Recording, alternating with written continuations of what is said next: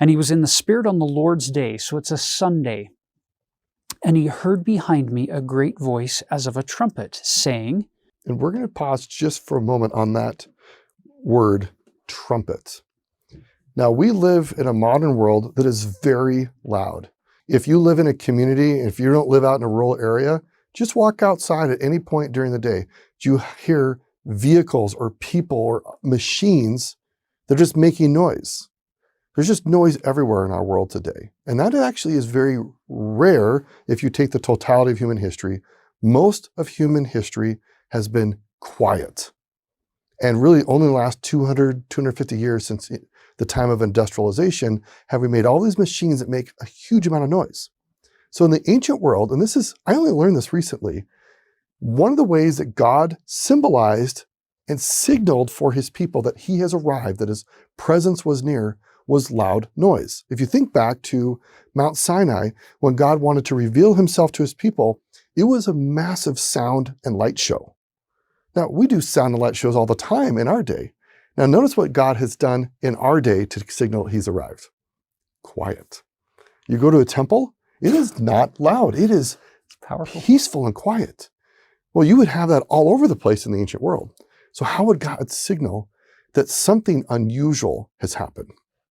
A trumpet would be a signal that God has arrived. Let's take Jericho. When the Israelites marched around Jericho and they shouted with a loud voice and a trumpet, it was a symbol that God's presence has arrived.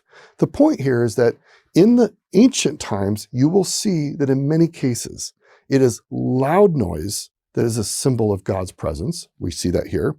In our day, it's been flipped because God is trying to reach us in ways that are unusual, which is quiet, reverence, and peace, which we used to have until the industrial age. That's a beautiful insight. Thank you. So here's the voice as of a trumpet.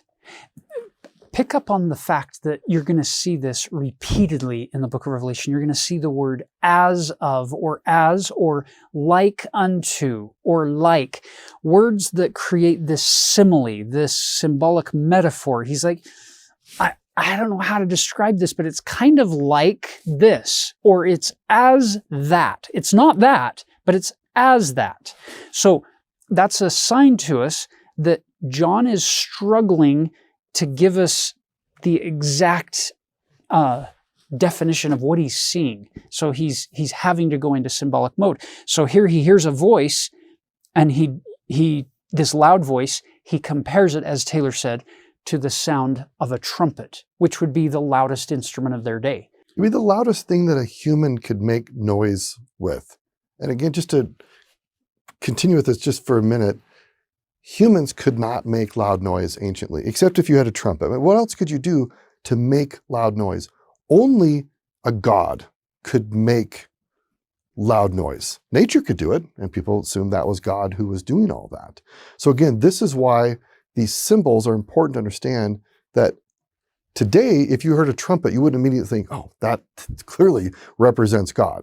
But anciently, it was clear to people, if something is louder than what a human can make, only God could make noise louder than a human could make. And so, to take that one step further, when a king would arrive, or when royalty would arrive, they would often herald the arrival of that king with physical trumpets being blown to prepare the way and get everybody's attention and get them to gather in proper reverence and respect for the arrival of that royalty. In this case, think about the second coming of Jesus Christ, the King of Kings, the Lord of Lords, and what we hear about how trumpets and angels and the hosts of heaven will be making these loud noises to prepare the way for his coming. Yeah, they're not going to show up in reverence and quiet. Not on that occasion.